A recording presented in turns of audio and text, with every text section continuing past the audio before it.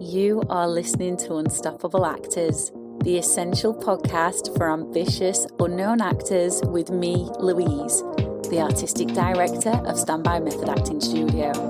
And for the last 13 years, I've been taking unknown actors with blank CVs all the way to Netflix dramas, Amazon Prime films, TV soaps, and stage plays around the world. And every week I'll be talking with you and sharing how you can become a paid working unstoppable actor, because you 1000% can. An acting career is doable. Are you ready to dive into the episode?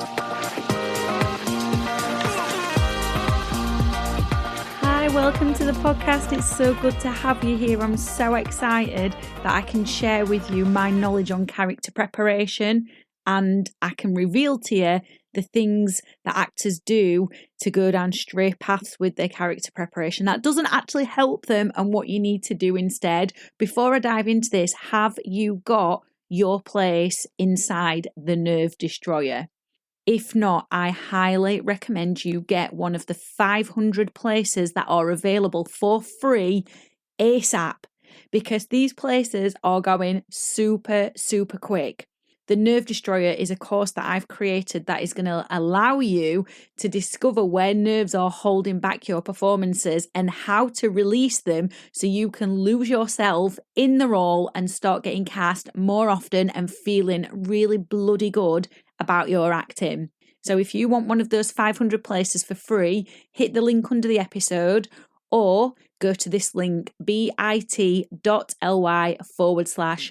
Destroyer. Right, let's go and get into this episode then, this juicy topic about character preparation. So one thing I've noticed is that a lot of actors are working far too hard and doing far too much on their character prep. That's not actually helping them. Now, a good work ethic is something that we all want because it's a unique selling point for you in the industry. Of course it is. It's something that casting directors love, agents love. Who wouldn't love an actor with an insane work ethic? But there's a way of working smart and there's a way of working hard. And I'd rather you work smart than hard, because hard takes a lot of effort, it takes a lot of time, and it can actually lead to nowhere pretty quick.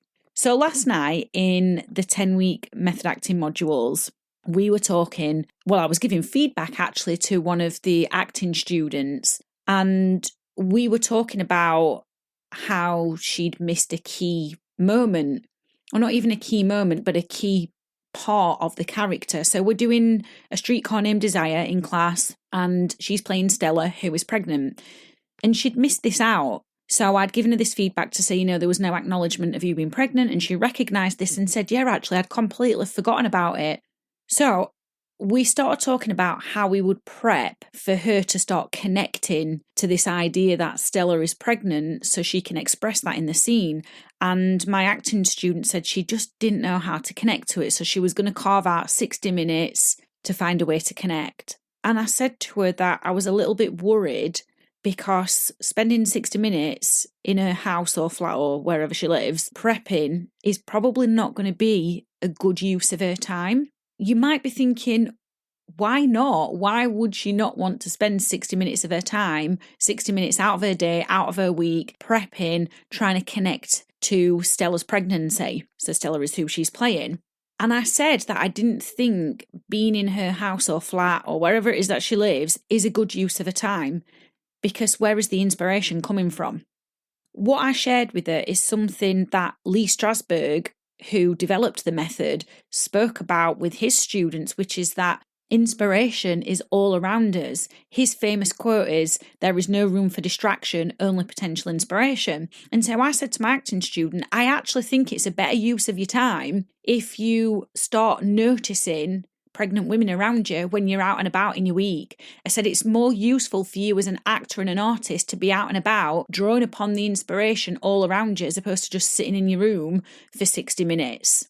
And then I shared that, it would be useful for her to see how these pregnant women interact with their bumps. And then I also shared that, even if this actress has never experienced pregnancy herself, it doesn't mean that she can't connect to it.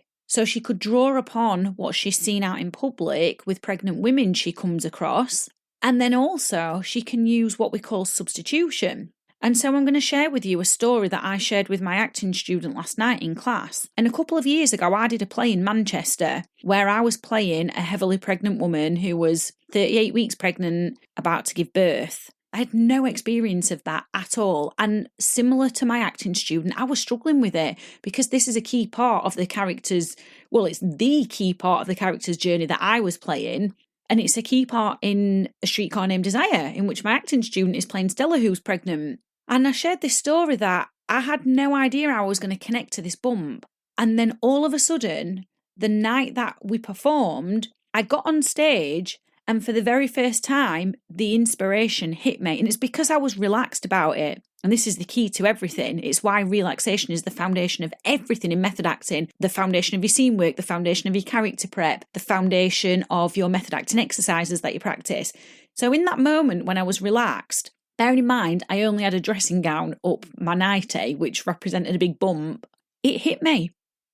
I was like, even though I've never been 38 weeks pregnant, I've got nieces and nephews. And I absolutely worship them. My love for them is huge. And so I was like, oh, that's all I need to do. I substitute my nieces and nephews for this bump, for this dressing gown, which 2 minutes ago was just a dressing gown and meant nothing to me. Now I've substituted it for my nieces and nephews. Now I understand love. Now I understand that bond. Now I understand that maternal instinct. And so I shared with my student that we can draw upon the inspiration that we see around us, which inspiration is everywhere for us as artists. There is inspiration in every waking moment of our lives for us to build characters. We only need to see something to be inspired. But then when we draw upon substitution as well, we actually then allow ourselves to take that inspiration from something we've seen to be in an emotional connection. And I would use this exact technique for any role that I am struggling to connect with. And I always coach my acting students through this as well. But to go back to what was happening with my acting student, she was coming from a place of fear.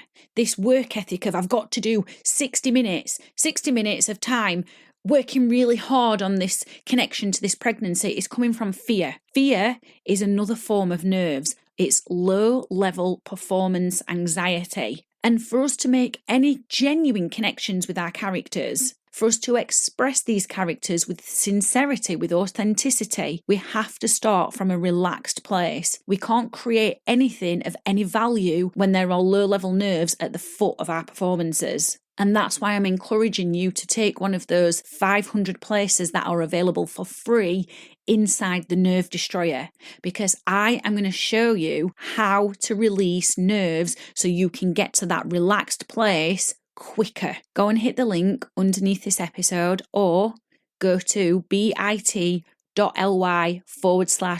destroyer and go and get your place, because this is what is going to help you bring those sincere, authentic, honest, genuine performances to life far quicker, because nerves are an undercurrent for so many actors, and because they're low level, they're not even aware. So I want to teach you, I want to give you these exercises inside the Nerve Destroyer so nerves never ever destroy another performance again. I hope you've enjoyed this episode. I hope it has given you so much to think about. I hope you've got some amazing nuggets from it that you are going to remember the next time you're prepping a character, and I want to see you inside the Nerve Destroyer so I can pass on even more phenomenal method acting exercises with you, but on a more practical level beyond what I can offer you in the podcast.